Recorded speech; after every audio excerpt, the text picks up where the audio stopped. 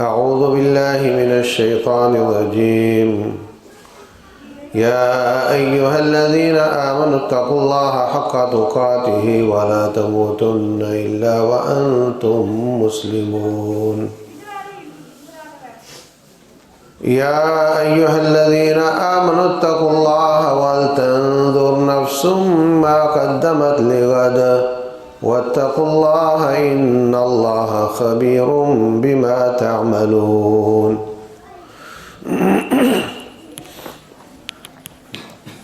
محترم بھائیوں، اللہ تبارک و تعالیٰ فرماتے ہیں اے ایمان والو۔ جب اللہ تعالیٰ یہ فرمائے اے ایمان والو تو حضرت عبداللہ رضی اللہ عنہ فرماتے ہیں پھر کان لگایا کرو، غور کیا کرو، اللہ اپنی جماعت کو بلا رہا ہے، یا تو کسی شر سے بچانے کے لیے یا کوئی خیر دینے کے لیے۔ تو جب بھی قرآن حکیم میں آئے یا ایھا الذین آمنو تو توجہ کیا کرو، اس لیے کہ وہ آپ کا نام لے رہا ہے، اللہ آپ کو بلا رہا ہے، آپ کا تذکرہ کر رہا ہے۔ اتقوا اللہ، اللہ تعالیٰ سے ڈر جاؤ، اللہ تعالیٰ سے ڈر جاؤ۔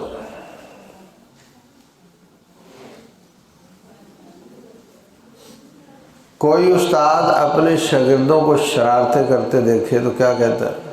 میں دیکھ رہا ہوں، ہے نا؟ کیا مطلب؟ سزا دوں گا، ڈر جاؤ۔ تو طالب علم اپنی اصلاح کر لیتے، ٹھیک ہو جاتے ہیں، شرارتیں بند کر دیتے ہیں، درست ہو کر بیٹھ جاتے ہیں۔ تو جب اللہ فرمائے اتقوا اللہ، اللہ سے ڈر جاؤ، تو پھر مسلمان کو، مومن کو چاہیے اپنی اصلاح کرے، اپنے کاموں کو درست کرے۔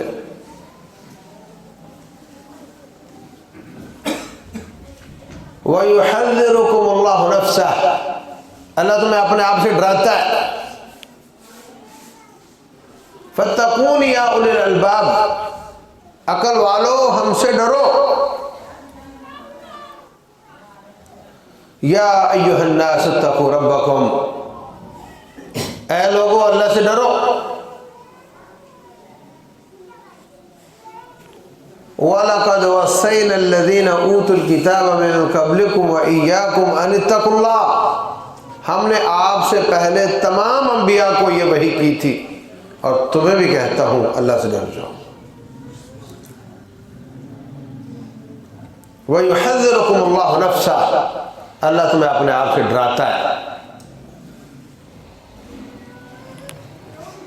یہ تمام آیات جو جگہ جگہ قرآن حکیم میں ہیں، جن میں اللہ تعالیٰ یہ فرماتے ہیں مجھ سے ڈر جاؤ۔ تو یہاں اس آیت میں اللہ تعالیٰ مزید ایک بات کرتا ہے، فرمایا یا ایھا الذین آمنوا اتقوا اللہ، اے ایمان والو اللہ سے ڈر جاؤ، حق تقاتہ، جتنا اس سے ڈرنے کا حق ہے۔ کتنا ڈرنے کا حق ہے؟ ایک استاد سختی کرتا ہے، ایک استاد سختی نہیں کرتا۔ طالب علم کس کا کام کر کے جاتے ہیں؟ جو سختی کرتا ہے۔ طالب علم گھر آ کر سوچتا ہے اس نے بھی ہوم ورک دیا ہے، اس نے بھی دیا ہے، اس نے بھی دیا ہے، اس کی خیر ہے، ہاں اس کی بھی خیر ہے، اس کا کر لو، یہ سزا دیتا ہے۔ اللہ اکبر، اللہ فرماتے ہیں مجھ سے ڈرو جتنا ڈرنے کا حق ہے۔ ایک استاد اس سے ڈرنے کا حق یہ ہے کہ کوئی بات نہیں، یہ کچھ نہیں کہتا، لیکن میرا رب فَيَوْمَئِذٍ لَا يُعَذِّبُ عَذَابَهُ أَحَدٌ، اگر وہ کسی کو سزا دے تو اتنی کوئی سزا دے نہیں سکتا، جتنی وہ سزا دے سکتا ہے اتنی کوئی دے نہیں سکتا۔ دنیا والے کسی کو ٹارچر کریں، جیل میں ڈالیں، بہت سخت سزائیں دیں، تو ان کو ایک نصیحت ہوتی ہے کہ دیکھنا مر نہ جائے، ہے نا، مر گیا تو ہمارے گلے میں آ جائے گا، مر گیا تو اس سے ہم باتیں کیسے نکلوائیں گے؟ پٹائی کرو، سزا دو، مگر مرنے نہ پائے۔ اگر وہ مرنے لگے تو پھر سزا کم کر دی جاتی ہے، اس کا علاج شروع ہو جاتا ہے۔ لیکن جب اللہ تعالیٰ بندے کو سزا دیتا ہے، مجرم کو سزا دیتا ہے، تو اس کو اس بات کا ڈر نہیں ہوتا کہ کہیں مر نہ جائے۔ اس لیے فرمایا فَيَوْمَئِذٍ لَا يُعَذِّبُ عَذَابَهُ أَحَدٌ، جتنی سزا وہ دے گا اتنی کوئی دے نہیں سکتا۔ جسم گلا ہوا ہے، چمڑا جل چکا ہے، اگر سارے جسم کا چمڑا جل چکا ہو تو بندہ بچتا ہے؟ نہیں بچتا۔ لیکن اللہ فرماتے ہیں کلما نضجت جلودہم بدلناہم جلودا غیرہا لیذوقوا العذاب، جب چمڑا جل جائے گا، گل جائے گا، ہم نیا چمڑا چڑھا دیں گے تاکہ زیادہ سے زیادہ عذاب آئے۔ کہے گا کہ موت آ جائے، وَنَادَوْا يَا مَالِكُ لِيَقْضِ عَلَيْنَا رَبُّكَ، کہے گا اے داروغہ جہنم، مالک اس کا نام ہے، اپنے رب سے کہہ دے موت ہی آ جائے۔ جواب نہیں آئے گا، چیختے رہیں گے۔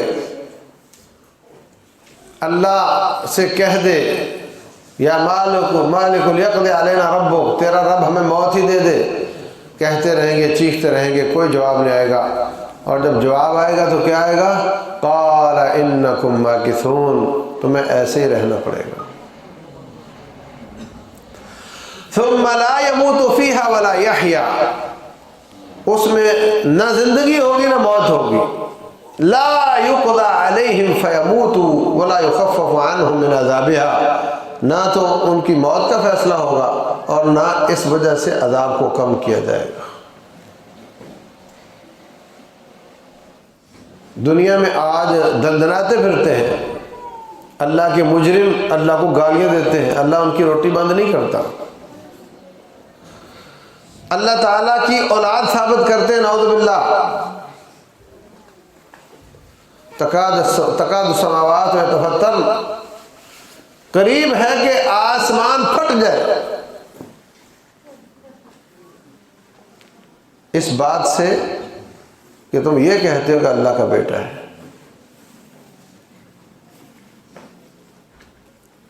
یہ اتنا بڑا جرم ہے۔ کوئی حضرت عیسیٰ علیہ السلام کو اللہ کا بیٹا کہتا ہے، کوئی نبی محمد صلی اللہ علیہ وسلم کو اللہ کا جز مانتا ہے، کوئی ان کو اللہ کا بیٹا کہنے پر مبارکباد دیتا ہے، تمہاری عید مبارک ہو۔ عید کیا ہے ان کی؟ نبی کا بیٹا اللہ کا بیٹا مانتے ہیں، نعوذ باللہ، اور یہ مسلمان ان کو مبارکباد دیتا ہے کہ تم ٹھیک کہتے ہو۔ ایسے ایسے جرم ہیں، لیکن رب الجلال فوری سزا نہیں دیتا، فوری طور پر پکڑ نہیں کرتا، مہلت دیتا ہے، بعد آ جائے، سمجھ آ جائے، عقل آ جائے، توبہ کر لے، اللہ معاف کر دیتا ہے، توبہ کر لے اللہ معاف کر دیتا ہے، کفر بھی معاف کر دیتا ہے، شرک بھی معاف کر دیتا ہے، توبہ کر لے تو سارے گناہ معاف کر دیتا ہے۔ لیکن اگر توبہ نہ کرے تو پھر فرمایا کہ میں شرک کسی کو معاف نہیں کروں گا، باقی گناہ جس کو چاہوں گا معاف کر دوں گا۔ تو اس لیے عزیز بھائیوں فرمایا یا ایھا الذین آمنوا اتقوا اللہ حق تقاتہ، اتنا ڈرو جتنا اس سے ڈرنے کا حق ہے۔ اور کب تک ڈرو، کتنا ڈرو اور کب تک ڈرو؟ ایک بچہ سگریٹ پیتا ہے اپنے استاد کے سامنے نہیں پیتا، وہ سمجھتا ہے کہ اس سے ڈرنا چاہیے، باپ کے سامنے نہیں پیتا۔ تو اللہ تبارک و تعالیٰ کا تو سبھی سامنے ہی سامنا ہے، اس سے تو کوئی چیز اوجھل ہوتی نہیں۔ لا يعزب عن ربك بمثقال ذرۃ، تیرے رب کے سامنے سے کوئی زمین و آسمان کا ایک ذرہ بھی آنکھ سے اوجھل نہیں ہے۔ وہ زمینوں کے نیچے کیا ہے اس کو بھی جانتا ہے۔ وَلَا تَسْقُطُ وَمَا تَسْقُطُ مِنْ وَرَقَةٍ إِلَّا يَعْلَمُهَا، ساری زمین کے اربوں اربوں درختوں کے ان گنت اور بے شمار پتوں میں سے کوئی پتا بھی گرتا ہے تو اس کے علم کے ساتھ گرتا ہے۔ وَلَا حَبَّةٍ فِي ظُلُمَاتِ الْأَرْضِ، تم زمین میں دانہ ڈال کر، مٹی ڈال کر، پانی لگا کر آ جاتے ہو، پھر وہ کیسے پھٹتا اور نرم سی کومپل کیسے زمین کو پھاڑ کر اوپر آتی ہے، اللہ تعالیٰ اس کو بھی جانتا ہے۔ فَالِقُ الْحَبِّ وَالنَّوَى، ناریل کا پھل اتنا اس کا خول سخت ہوتا ہے کہ چھری توڑ دیتا ہے، لیکن جب مٹی میں ڈالتے ہو نرم سی کومپل اس خول کو پھاڑ کر کے باہر آ جاتی ہے۔ یہ اللہ ہے۔ کھجور کی گٹھلی اتنی سخت ہوتی ہے لیکن اللہ تعالیٰ اس سے بھی پتے نکال دیتا ہے۔ اللہ ہر چیز کو جانتا ہے۔ وَمَا تَسْقُطُ مِنْ وَرَقَةٍ إِلَّا يَعْلَمُهَا وَلَا حَبَّةٍ فِي ظُلُمَاتِ الْأَرْضِ وَلَا رَطْبٍ وَلَا يَابِسٍ إِلَّا فِي كِتَابٍ مُبِينٍ، پوری کائنات میں جو خشک ہے جو تر ہے ہر چیز کا علم میرے رب کے پاس ہے، اس کے سامنے سے کوئی چیز اوجھل نہیں ہو سکتی۔ تو اگر تو سگریٹ اپنے استاد کے سامنے پینے سے شرماتا ہے تو اللہ تعالیٰ زیادہ حقدار ہے کہ اس سے شرمایا جائے، اس کا خوف دل میں ہو، اس کی عظمت دل میں ہو، اس کا وقار دل میں ہو، اس کی محبت دل میں ہو کہ میں اپنے رب کو ناراض نہیں کر سکتا۔ فرمایا یا ایھا الذین آمنوا اتقوا اللہ ولتنظر نفس ما قدمت لغد، ایک آیت میں یہ ہے، دوسری میں کیا؟ حق تقاتہ، اتنا ڈرو جتنا ڈرنے کا حق ہے۔ ولا تموتن الا وانتم مسلمون، نہیں مرنا مگر اس حالت میں کہ تم اللہ کے فرما بردار ہو۔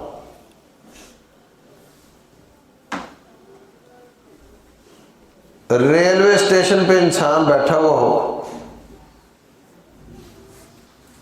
گاڑی کے آنے کا انتظار ہو، اسٹاپ اس کا 3 منٹ کا ہے،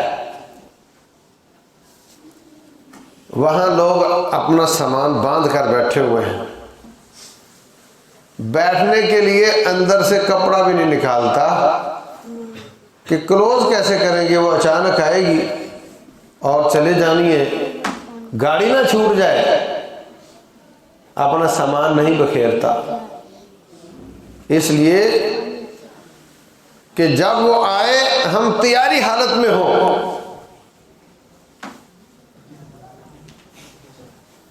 تو اللہ فرماتے ہیں مت مرو مگر اللہ کی فرمانبرداری کی حالت میں، مرنا تمہارے اختیار میں نہیں لیکن اس کی فرمانبرداری تمہارے اختیار میں ہے نا۔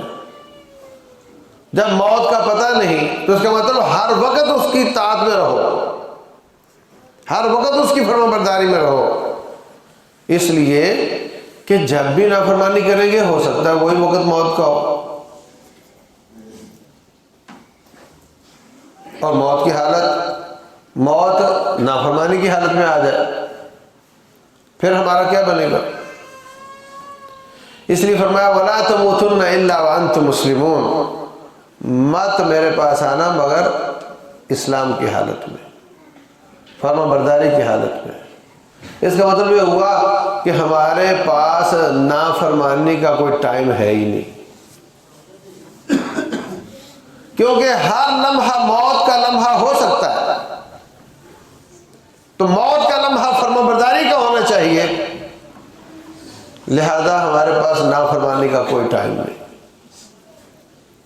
ساری زندگی میں نافرمانی کا کوئی ٹائم نہیں۔ یہ کافروں کا طریقہ ہے کہ یہ بدکاری کا دن ہے، ہاں بھائی، کیا کہتے ہیں ویلنٹائن ڈے، کیا مطلب؟ یہ بدکاری کا دن ہے، بدکاری کے لیے بھی دن رکھا ہوا ہے، یہ پوری دنیا میں بدکاریوں کا دن ہے بھائی۔ یہ 1 جنوری کی رات پچھلی یہ ناچ گانوں کا دن ہے، یہ مارچ میں پتنگ بازی کا دن ہے۔ پتنگ بازی میں کیا ہوتا ہے؟ گانے ہوتے ہیں، رقص ہوتا ہے، ناچ ہوتا ہے، جوا ہوتا ہے، پتنگوں پر جوا ہوتا ہے، یہ بھی اس کا دن ہے۔ یہ میراتھن ریس کا دن ہے، بدکار مرد عورتیں ننگے روڈ پر بھاگیں گے، یہ اس کا دن ہے۔ یہ کافروں کی باتیں ہیں، مسلمان کے پاس اللہ کی نافرمانی کا کوئی دن نہیں ہے، کوئی دن نہیں، کوئی گھنٹہ نہیں، کوئی منٹ نہیں ہمارے پاس اللہ کی بغاوت کا کوئی وقت نہیں۔ اس لیے فرمایا وَلَا تَمُوتُنَّ إِلَّا وَأَنْتُمْ مُسْلِمُونَ، مرنا اللہ کی فرما برداری کی حالت میں۔ ہر وقت انسان اپنے آپ کو تیار رکھے، ایسا نہ ہو کہ نافرمانی کی حالت میں موت آ جائے۔ معلوم پھر کیا ہوگا؟ بڑی خطرناک بات ہے، نافرمانی کی حالت میں موت آ گئی تو معلوم کیا ہوگا؟ رسول اللہ صلی اللہ علیہ وسلم فرماتے ہیں ان احدکم لیعمل بعمل اہل النار 60 سنہ، کوئی شخص لوگوں کی نظروں میں 60 سال جہنمیوں والے کام کرتا ہے،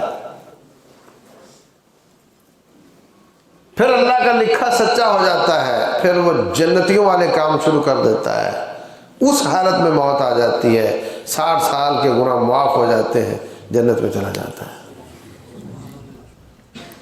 اور اس کے برعکس کوئی شخص 60 سال جنتیوں والے کام کرتا ہے لوگوں کی نظروں میں، کتنے؟ رمضانی نمازی نہیں، رمضان میں نماز، 11 مہینے بے نماز، ایسا نہیں، 60 سال لوگوں کی نظروں میں جنت والے کام کرتا ہے مگر اندر سے کھوٹا ہوتا ہے، فیسبق علیہ الکتاب، اللہ کا لکھا سچا ہو جاتا ہے، پھر وہ نافرمانیاں شروع کر دیتا ہے، بغاوتیں شروع کر دیتا ہے، اسی حالت میں موت آ جاتی ہے، 60 سال کی نیکیاں ضائع ہو جاتی ہیں، جہنم میں چلا جاتا ہے۔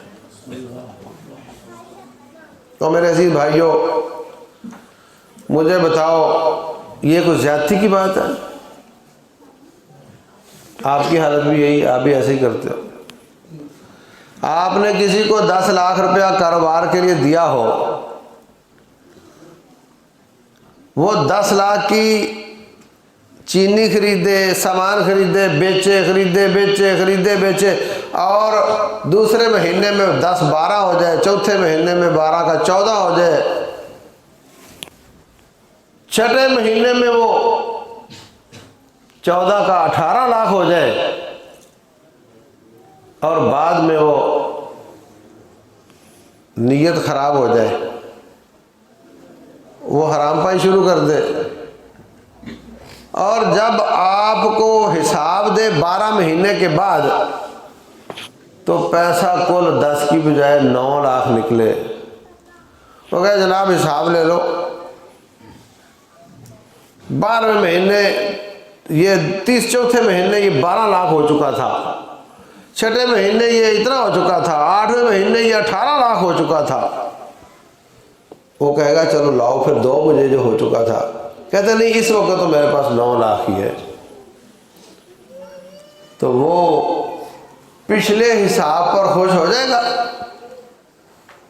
ہاں، وہ کہے گا مجھے آپ بتاؤ کیا دیتے ہو، جب میں حساب ختم کر رہا ہوں آپ بتاؤ پچھلے مہینے کا میں کیا کروں، اس سے پچھلے مہینے کو میں کیا کروں، مجھے تو آپ بتاؤ کیا دیتے ہو، ایسے ہی کہے گا، ایسے رب کہے گا۔ آپ کو یا اللہ وہ پچھلے رمضان میں دیکھ میں کتنا نیک تھا، ہاں میں روزانہ قرآن ختم کر دیتا تھا، راتوں کو تہجد اور دن کے روزے رکھتا تھا، قرآن کی تلاوت اور راتوں کا قیام کرتا تھا، صدقہ خیرات اور ذکر اذکار کرتا تھا۔ اللہ فرمائے گا بندے یہ بتا جب میں تجھے پکڑا تجھے اس وقت کیسا تھا، وہ بتا کیسا تھا۔ ہاں یہ زیادتی ہے؟ بالکل نہیں۔ اگر کوئی آفیسر فوج کا ہو یا سول کا ہو، اچھے کام کرتا ہو، امانت دار ہو،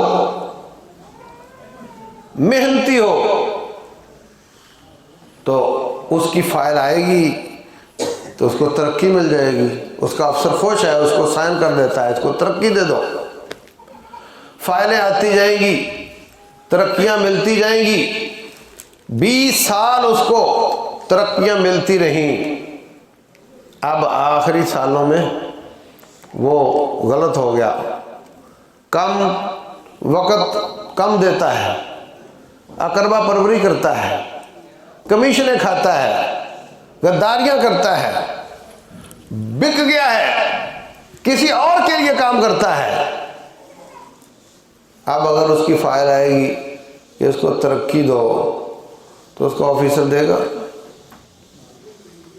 اگر وہ کہے جناب میرا 20 سال کا ریکارڈ دیکھو، یہ کتنی زیادتی کی بات ہے، تم آخری سال دیکھ رہے ہو اور 20 سال کو نہیں دیکھ رہے ہو، معقول ہے اس کی بات؟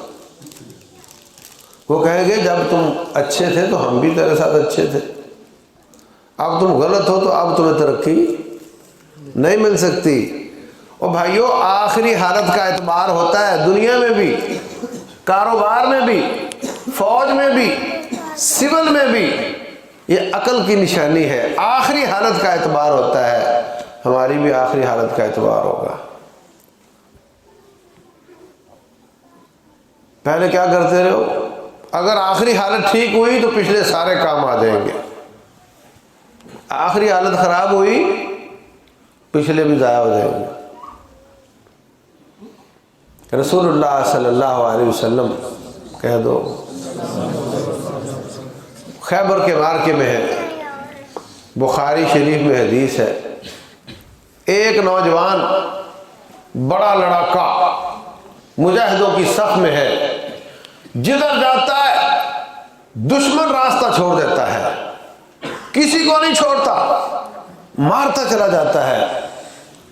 وقفہ ہوا، ایک صحابی کہتے ہیں بھئی اس جوان کے لیے تو نا یہ تو پکا جنتی ہے، اس لیے تو بہت مارے ہیں۔ رسول اللہ صلی اللہ علیہ وسلم فرماتے تم کیا سمجھو یہ تو جہنم میں جائے گا۔ ساتھی پریشان ہو گئے، اس کے پیچھے لگ گیا، وہ جدھر جدھر اگلے مارکے میں جدھر جدھر جا رہا پیچھے پیچھے جا رہا اس کے، واپس آیا، آ کر کہتا ہے اللہ کے رسول اشہد انک رسول اللہ، میں گواہی دیتا ہوں آپ اللہ کے سچے رسول ہیں۔ وہ تو پہلے بھی گواہی دیتے تھے آپ، اب کیا بات ہوئی؟ کہا جس کے بارے میں آپ نے کہا تھا یہ اس نے جہنم میں جانا ہے وہ جہنم میں چلا گیا۔ بولے وہ کیسے؟ کہا کہ اس کو بہت زیادہ چوٹیں لگی، بہت زیادہ زخم آئے، اب نہ روح نکلتی تھی اور نہ اس کو شفا ملتی تھی، بے صبرہ ہو گیا۔ پھر اس نے زمین پر اپنی تلوار کا دستہ رکھا، اس کی نوک اپنے سینے پر رکھی اور اوپر وزن دے دیا۔ اللہ اکبر، عہد نبوت ہے، نبی کی قیادت ہے، جہاد جیسا عظیم کام ہے، لیکن اگر آخرت اچھی نہ ہو تو انسان ناکام ہو جاتا ہے۔ آپ کا کیا خیال ہے؟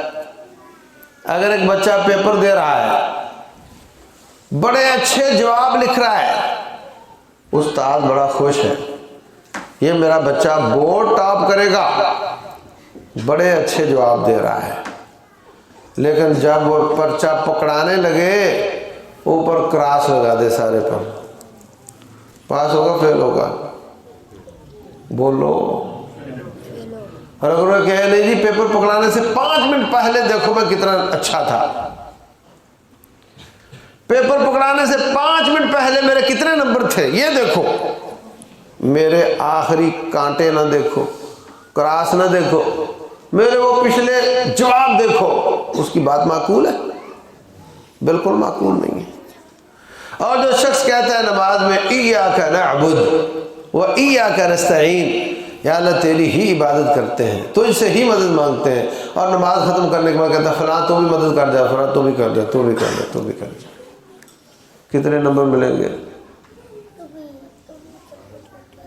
ہاں یہ ہے ہماری مصیبت، ہم روزانہ جیتے اور مرتے ہیں، ہمیں سمجھ نہیں آتی، عقل ہی نہیں آتی، کہیں ہم توحید کے نمبردار ہیں، کہیں شرک کے نمبردار ہیں۔ آخری حالت کا اعتبار ہوتا ہے بھائیوں۔ حضرت امام احمد رحمہ اللہ، ان کی وفات قریب ہوئی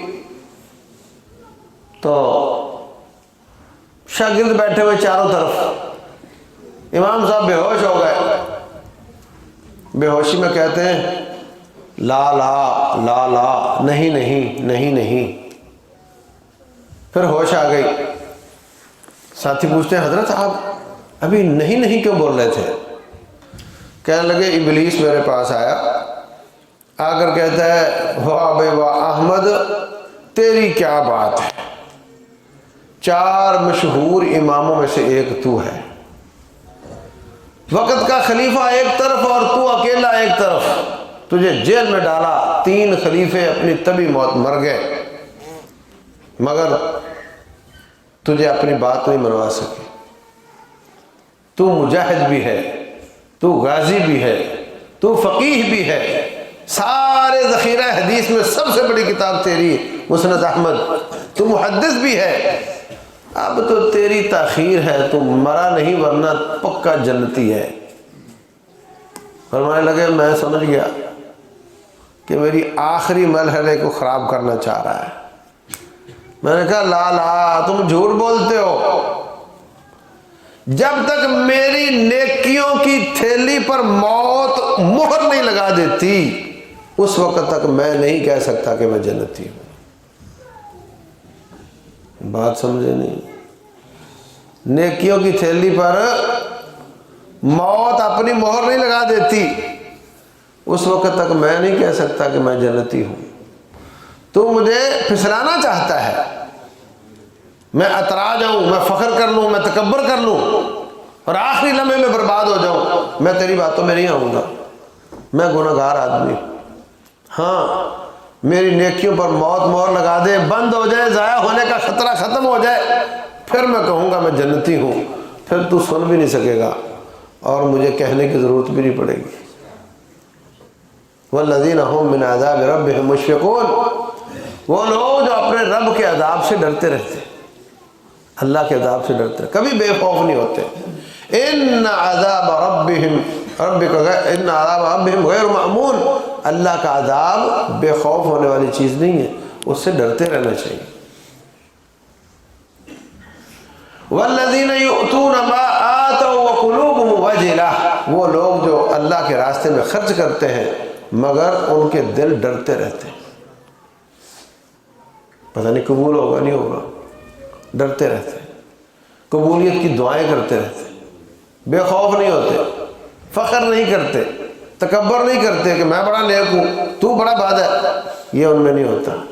جتنا قدر اللہ کی عبادت بڑھتی جاتی ہے ان کا تقوی بڑھتا جاتا ہے، اور جتنا اللہ کا خوف بڑھتا جاتا ہے وہ روتے چلے جاتے ہیں، گڑ گڑاتے ہیں، کپ کپاتے ہیں، تھر تھراتے ہیں، راتوں کو اٹھ اٹھ کر وفی صدر ہی عزیز ان کا عزیز المرجل، آپ کے سینے سے ایسی آواز آتی تھی جیسے ہڈیاں ابھر ہوئی۔ تو فرمایا یا ایھا الذین آمنوا اتقوا اللہ ولتنظر نفس ما قدمت لغد، ہر شخص کو دیکھنا چاہیے اس نے کل کے لیے کیا بھیجا ہے۔ اللہ اکبر۔ آپ میں سے کبھی کوئی بھائی پاکستان سے باہر مزدوری کے لیے گیا ہے؟ ہاتھ کھڑا کرو۔ وہاں پر کیا کرتے ہر مہینے؟ ہاں بھائی سنا کتنے بھیجے؟ ایسے ہی ہے نا، ایک دوسرے کو پوچھتے ہیں کتنے بھیجے، وہ کہتا میں نے اتنے گھر بھیجے، وہ کہتا میں نے اتنے گھر بھیجے۔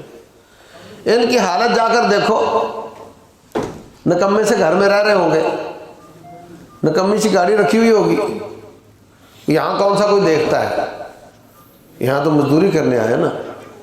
وہ اپنے وطن میں گھر اچھا بناؤ، وہاں پر کاروبار اچھا ہونا چاہیے، وہاں سیٹنگ اچھی ہونی چاہیے۔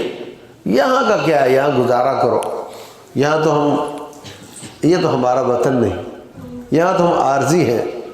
جو ہمارا وطن ہے وہاں پر ہمارا گھر اچھا ہونا چاہیے۔ ایسے ہی کرتے ہیں۔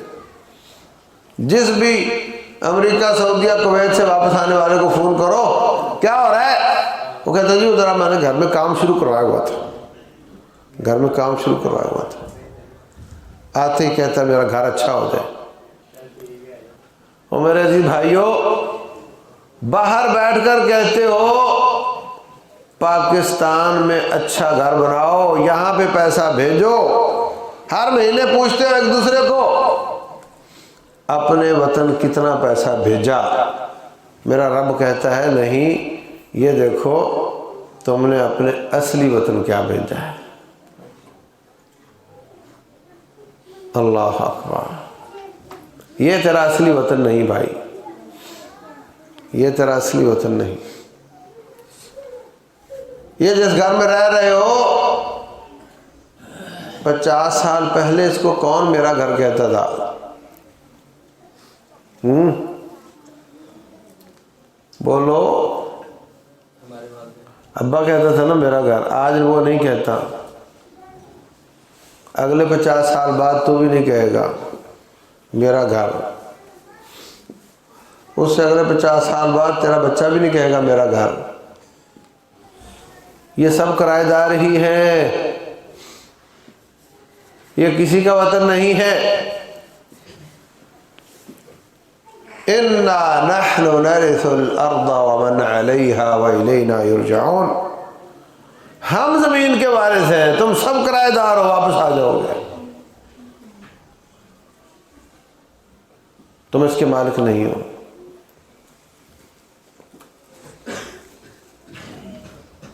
تمہارا وطن کون سا ہے؟ رسول اللہ صلی اللہ علیہ وسلم فرماتے ہیں اللہ تعالیٰ نے ہر انسان کے لیے جنت میں بھی پلاٹ کاٹا ہوا ہے، جہنم میں بھی کاٹا ہوا ہے۔ سورہ تغابن سنا ہے کبھی؟ سورہ تغابن کا معنی وَذَلِكَ يَوْمُ التَّغَابُنِ، قیامت کے دنوں میں، قیامت کے دن کے ناموں میں ایک نام ہے تغابن۔ تغابن کا معنی غبن کرنا۔ غبن کا معنی کیا ہوتا ہے؟ کسی کے پلاٹ پہ قبضہ کرنا، کسی کے مال پہ قبضہ کرنا۔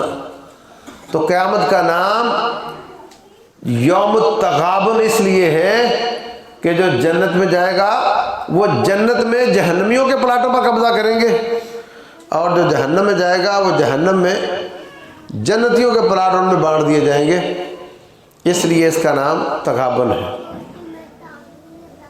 ہر شخص کا ایک پلاٹ جنت میں ہے کہ جہنم میں ہے۔ اس میں 2 کام کرنے کے ہیں، ایک تو جنت کا پلاٹ پکا کرنا ہمارا کام ہے یہاں بیٹھ کر، اور دوسرا کام ہے اس پلاٹ پر کنسٹرکشن کروانا، باغ لگوانا، نہر جاری کروانا، یہ یہاں بیٹھ کر ہونا ہے۔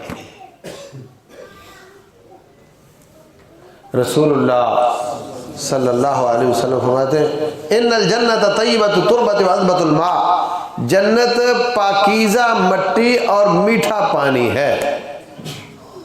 جس علاقے کی مٹی بھی اچھی ہو، پانی بھی میٹھا اور وافر ہو، وہاں کیا ہوتا ہے؟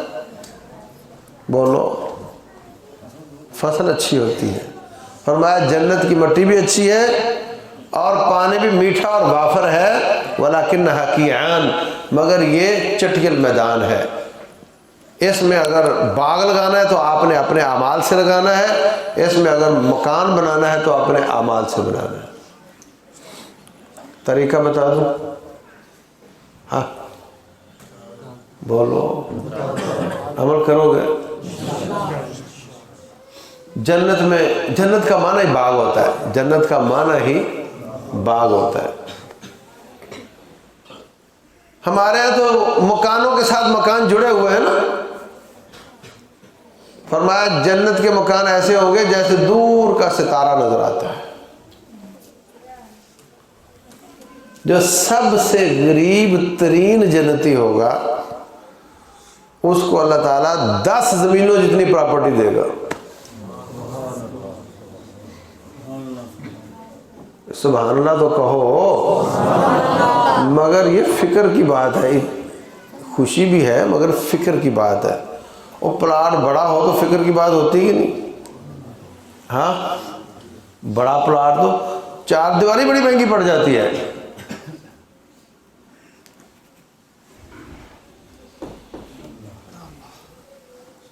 اس میں گھر بنانا ہے، کیسے بنانا ہے؟ رسول اللہ صلی اللہ علیہ وسلم فرماتے ہیں جو شخص جھوٹ کو چھوڑ دے، مذاق کے ساتھ بھی جھوٹ نہ بولے، میں محمد اس کے لیے جنت میں گھر کی ضمانت دیتا ہوں صلی اللہ علیہ وسلم۔ ٹھیک ہے، کرو گے؟ ہاں۔ اور جو شخص جھگڑا چھوڑ دے، اگرچہ سچا ہو، حق اس کا بنتا ہے مگر چھوڑ دے، چھوڑ میں جھگڑے میں نہیں پڑتا۔ من ترک المراء وهو محق، جھگڑا چھوڑ دے، اپنا حق چھوڑ دے، فرمایا میں اس کے لیے جنت کی سائیڈ میں بہت بڑے گھر کی ضمانت دیتا ہوں۔ اور فرمایا جو اپنے اخلاق اچھے کر لے، جو اپنے اخلاق اچھے کر لے، اچھا بول لے، کسی کو پریشان نہ کرے، اپنے عمل سے اپنے قول سے کسی کو پریشان نہ کرے، میں جنت فردوس میں اس کے بنگلے کی ضمانت دیتا ہوں۔ کرو گے؟ اور فرمایا جو شخص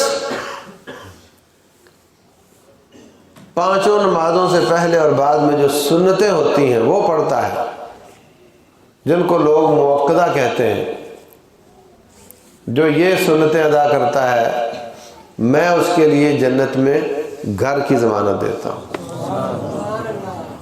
اور میں جو اللہ کا گھر دنیا میں بنائے گا اس کا بھی اللہ تعالیٰ جنت میں گھر بنائے گا۔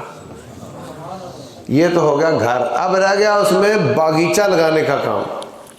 باغ جنت کا، فی جنت عالیہ قطوفها دانیہ، جنت کے درخت بہت اونچے ہوں گے، اور اونچا درخت ہو تو پھل گر کر خراب ہو جاتا ہے، لیکن اس کا پھل بڑا قریب ہوگا، ہائیڈرولک سسٹم لگا ہوگا، جس پھل کو دیکھا آپ نے چاہا وہ قریب آ جائے گا، اور آپ توڑ لو گے آپ کے ہاتھ میں بھی آ جائے گا اور وہاں بھی لگا رہے گا، وہاں بھی ختم نہیں ہوگا۔ اس لیے کہ جنت فنا کے لیے نہیں، بقا کے لیے ہے۔ اس کی ہر چیز بقا کے لیے ہے، اس کی ہر چیز جوان ہے، اس میں کبھی بڑھیپا نہیں ہے۔ پھل لگ کر زیادہ پک کر گر جاتے ہیں، ایسا نہیں ہوگا، ہمیشہ ہی پکے رہیں گے۔ عورتیں جوان ہیں، جوان رہیں گی۔ یطوف علیہم ولدان مخلدون، بچے بڑے ہو جائیں نا تو گھر میں رونق نہیں رہتی، چھوٹے بچوں سے رونق ہوتی ہے۔ انسان کی فطرت ہے کہ چھوٹے بچے بھی ہوں۔ اللہ فرماتے ہیں میں جنتیوں کے لیے چھوٹے بچے بناؤں گا، کبھی بڑے نہیں ہوں گے، اور وہ ان کو سرو کریں گے، ان کو پلاتے کھلاتے رہیں گے۔ اللہ اکبر. تو جو ہے ویسے ہی رہے گا, کسی کی خوبی کم نہیں ہوگی. تو یہ اونچے اونچے درخت, اور چوڑے کتنے ہوں گے؟ فی ظل وظل ممدود وماء مسکوب وفاکہۃ کثیرہ لا مقطوعۃ ولا ممنوعہ. فرمایا لمبے لمبے سائے والے درخت ہوں گے. صحیح بخاری کی حدیث ہے, 100 سال کوئی چلتا رہے تو ایک درخت کا سایہ ختم نہیں ہوگا. ایک زمین تو کوئی چھوٹی سی چیز ہے. ایک زمین کیا ہوتی ہے؟ ایک زمین پر مثلا ایک زمین کتنے ہزار کلومیٹر ہوگی بھائی؟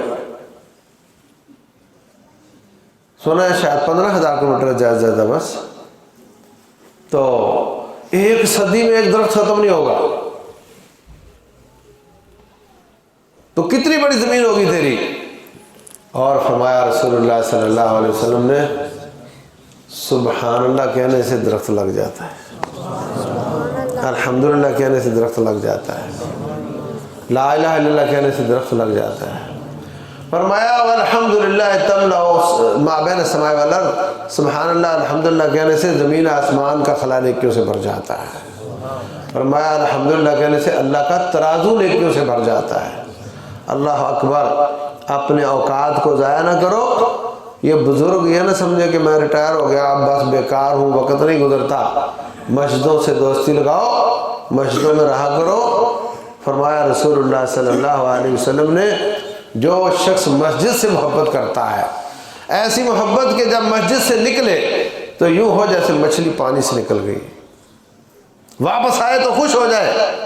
فرمایا ایسے شخص کی مسجد سے محبت کی وجہ سے لوگ 50,000 سال دھوپ میں ہوں گے اور یہ اللہ کے سائے میں ہوگا. مسجدوں میں تختوں پہ ادھر ادھر تاش کے پھٹے پہ حقے کے گرد جمع ہونے کی بجائے اللہ کے گھر سے دوستی لگاؤ. یہاں ہر وقت اللہ اللہ کیا کرو. آپ کی زندگی بہت قیمتی ہے. اس کی قدر کا پتہ تب چلے گا جب روح نکل کر اعمال بننے بند ہو جائیں گے, اعمال منقطع ہو جائیں گے. یہ زندگی نہایت قیمتی ہے, اس کا ایک ایک لمحہ قیمتی ہے. اس کو اللہ کی طاعت اور فرمانبرداری میں گزارو.